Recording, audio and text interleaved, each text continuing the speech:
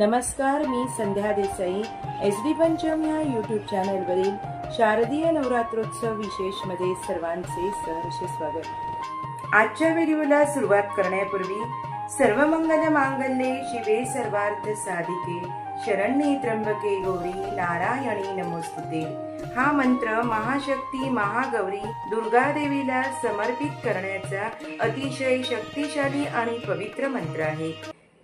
त्यामुळे सर्वप्रथम या मंत्राचा उच्चार करून आजच्या व्हिडिओमध्ये नवरात्रीची सुरुवात म्हणजे नवरात्रीचा पहिला दिवस घटस्थापना आणि त्याबाबत आणि त्याचप्रमाणे नवदुर्गा देवीच्या कोणत्या रूपाला ही पूजा समर्पित केली जाणार आहे याबाबतची संपूर्ण माहिती या व्हिडिओमधून घेऊया. शारदीय नवरात्रीची सुरुवात 3 ऑक्टोबर 24 ला होत आहे. या दिवशी घटस्थापना करून म्हणजेच अश्विन महिन्यातील शुक्ल पक्षातील प्रतिपदेला सकाळी 6:15 ते 7:22 पूजा केली जाईल. अभिजित मुहूर्त हा सकाळी 11:45 पासून दुपारी 12:33 असेल. या वेळेमध्येही आपण पूजा करू शकता. घटस्थापना म्हणजे आदिशक्तीच्या उपासनेचा दिवस.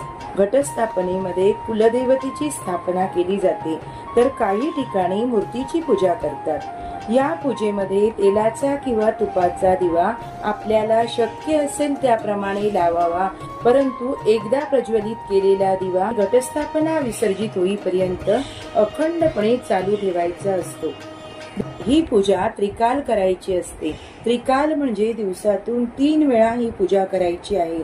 दुपारच्या पूजेमध्ये नवदुर्गा देवीच्या 9 रूपांना समर्पित असलेल्या देवीची त्या पूजेमध्ये सांगितल्याप्रमाणे फुलांची माळा घटावर बांधायची असते किंवा आपण झेंडूची माळ बांधू शकता. घटस्थापनेचा संबंध हा थेट कृषी संस्कृती आणि शेतकऱ्यांशी येतो. त्यामुळे घट म्हणजे कलश स्थापना करून घरामध्ये पूजा करून धान्य उगवले जाते आणि नंदादीप प्रज्वलित करून आदिशक्तीच्या 9 दिवसांची पूजा केली जाते. नवदुर्गा देवीची 9 रूपे असलेल्या वेगवेगळ्या 9 दिवसांमध्ये त्या देवींना पूजा समर्पित केली जाते. नवरात्रीच्या प्रतिपदेला म्हणजे पहिल्या दिवशी पहिल्या रूपाची पूजा, नवी सुरुवात, शांती आणि शक्तीचे प्रतीक असलेली देवी म्हणजे शैलपुत्री देवी.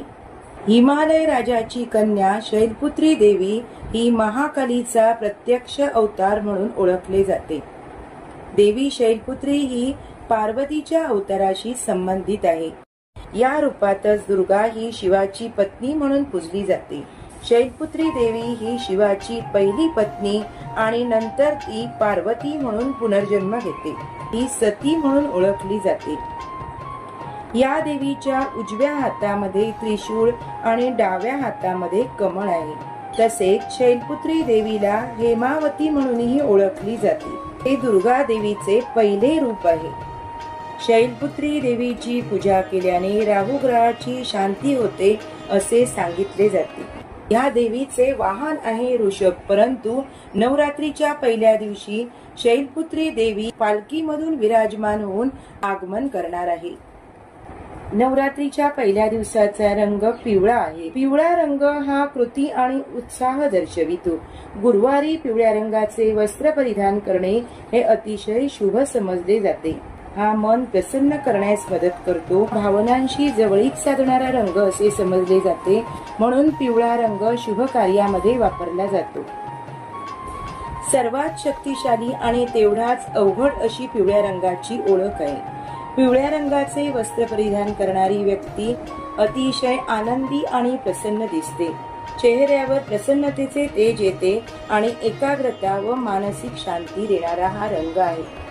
शैलपुत्री देवीच्या पूजेसाठी पिवळ्या सोनचाफ्याची आणि शेवंतीची फुले वापरावीत. घटावर पिवळ्या झेंडूची माळ सोडावी. उपवासाकरिता जो फराळ जिन्नस घेणार आहोत तो नैवेद्य, त्याचप्रमाणे शुद्ध गाईच्या तुपाचा नैवेद्य, फळांचा नैवेद्य अर्पण करावा.